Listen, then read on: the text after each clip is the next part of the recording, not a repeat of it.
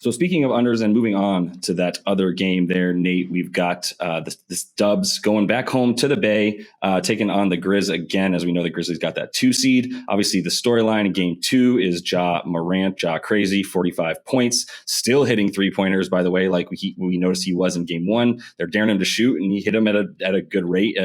In this last game, obviously still got double-digit free throw attempts.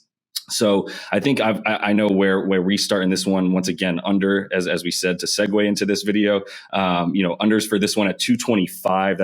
I think I like that better than the other one. You talk about why, and I think we're going to get into a bunch of stats of Dubs really good defense at home, Dubs really slow pace at home, and things of that nature. So is that, am I right? Essentially, is that where you start with this one, 225 in the under? Yeah, of course, there's some great home road splits to back up thinking that this is even a better under than game 2, which we were all over, saying that Memphis has got to regress as a team.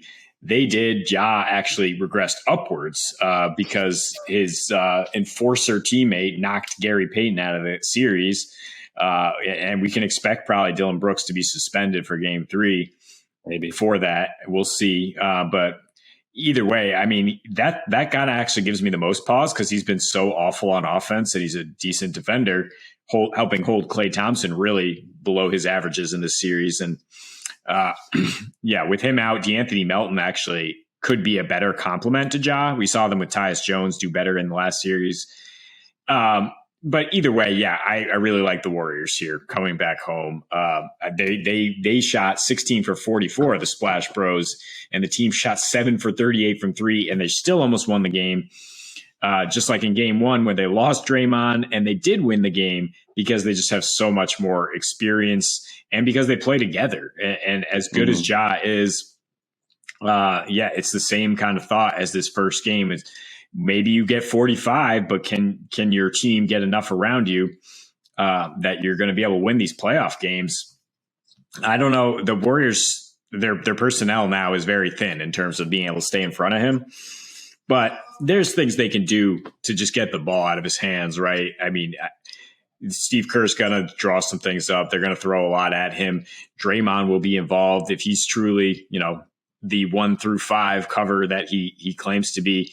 He could spend some time on Ja, at least walling him off the paint. And as they continue to dare them to beat him from the perimeter, I don't know if he'll be able to. No, he won't.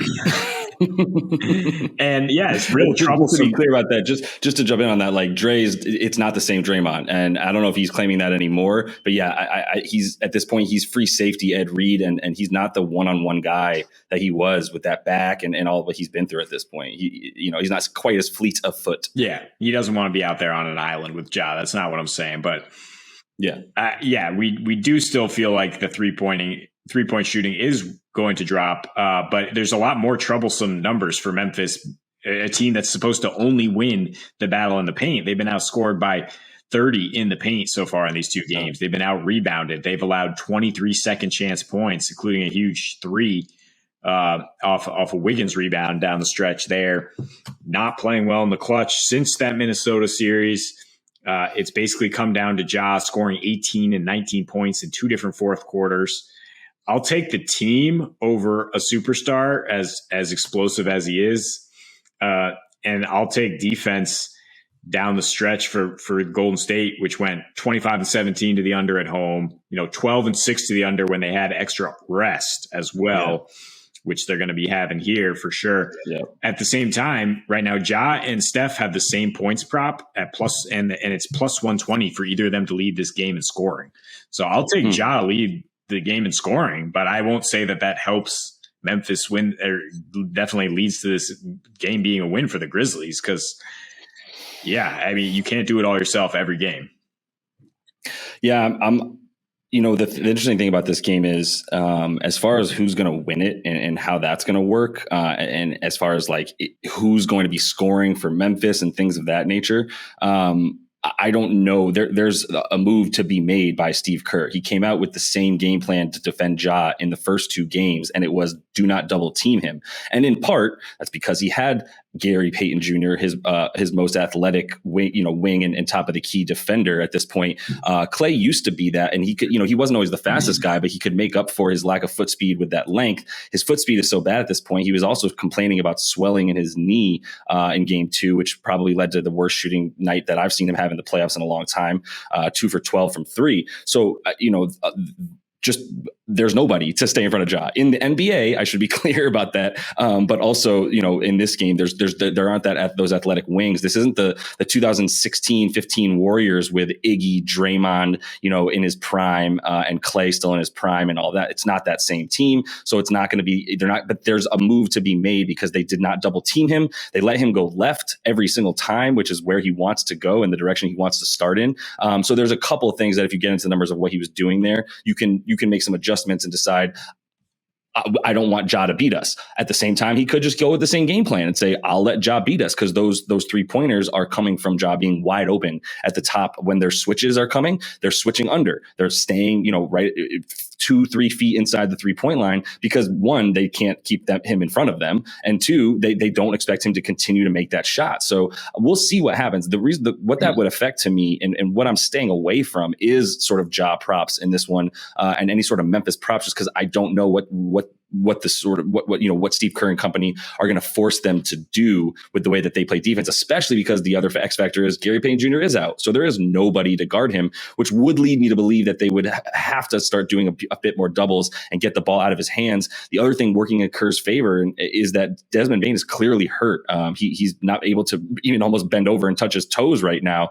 So he's not able to really, shoot through that pain. And that's a huge loss for them. If Dylan Brooks is suspended, which a really clever bit of, sort of gamesmanship from Kerr, the way he sort of responded super bluntly to a question, did you think that was intentional? He goes, I don't know if it was intentional, but it was dirty. And he's looking for, sort of incentivizing and putting pressure on the league and somebody to give him an extra game. He even brought up when Draymond got suspended for fake, as he called it, kicking LeBron in the nuts in the finals, and saying, where's the line? How do we keep consistency? So I think he's calling them out for that reason. I do think Dylan Brooks being out, it might even be a positive for that Memphis offense, but not because he's been shooting so poorly, forcing so many shots. He has so many dumb fouls too, to see that ridiculous flagrant too. But at any rate, I think, I don't care about that as far as the under goes. I just continue to like it. I don't need to tell you about everything you said. I mean, in terms of the one thing that I do give an advantage to the Dubs, yes, they are 14-5 straight up, covering the spread, by a couple points and winning by about 7 points a game when they have that 2 to 3 days rest, because they need it for the guys in the places that they are in their career and how much rest they need. But it's really that under and what the Dubs do, giving up so many, even in the playoffs, there's been huge home road splits. They're 3-0 at home, 2-2 on the road. And then we're talking about 124 offensive rating versus 114 at home, on the road.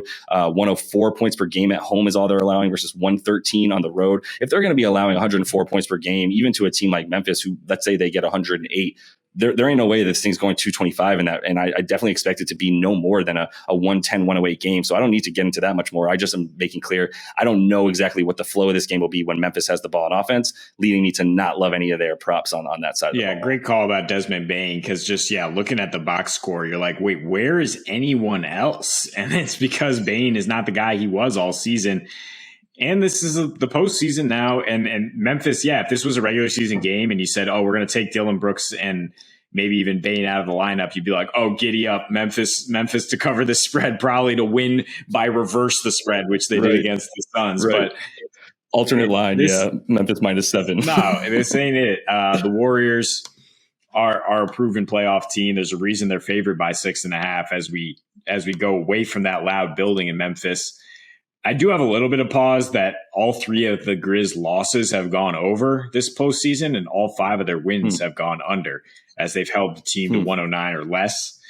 I think that's probably too small of a sample size to say it's a rule at this point, but maybe you do need to tease that under, like we're saying, 229 to get the Dubs down at only needing to win by 3 to feel a little safer about that. But in any case, I think the shine is off. I think that before game 2, I said I think Memphis is going to get one game, and it's going to be this one. And you can still get plus 310 for the Dubs to just win the next 3. And I don't think that that's a terrible bet. You can hedge by getting Dubs in 6 at plus 185. I think there's no chance Memphis wins this series. Ja had a wonderful coming out party there in game 2. It's not sustainable for 4 or 5 more games. Yeah, I do think Memphis gets one more. I think that there's the opportunity for, Bane to get a little bit better, both health wise and then obviously performance wise. I think there are a couple guys that you still expect at least one more good game from, potentially Jaren Jackson Jr., who came back with an abysmal game 2. We did say he was going to attempt a ton of threes. We weren't positive he was going to make all of them, but we knew he was going to be shooting them, and he did make 2 of them. So either way, my point is I think there is some opportunity for them still to at least win one more game and then sort of have this be their, we got next kind of moment where they still can't get past the Dubs in the playoffs or a team like the Dubs, but this is the last time they can. Next year, maybe they can push through. Either way, I do still think we're looking at a Dubs Suns finals, which is what I bet in terms of a parlay of those 2 series together, and hoping that pays out for me. So we will continue to follow along with these games. That's all the time we have for this slate here on Saturday. Make sure you are liked and subscribed to that page. Continue to follow along with us as we bring you each and every playoff game with a video, as well as those player props we have up for you as well. And until we see you next, happy betting.